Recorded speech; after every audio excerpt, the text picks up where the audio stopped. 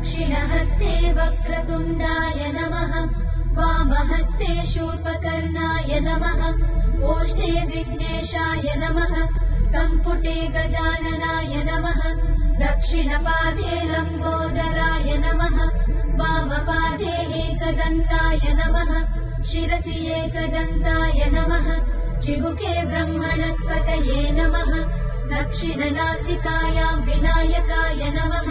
वामनासिकायां ज्येष्ठराजाय नमः दक्षिणनेत्रे विकटाय नमः वामनेत्रे कपिलाय नमः दक्षिणकर्णे धरणीधराय नमः वामकर्णे आशापूरकाय नमः नाभौ महोदराय नमः हृदये धूम्रकेतवे नमः ललाटे मयूरेशाय नमः दक्षिणबाहौ स्वानन्दवासकारकाय नमः वामबाहौ सच्चित्सुखधाम्ने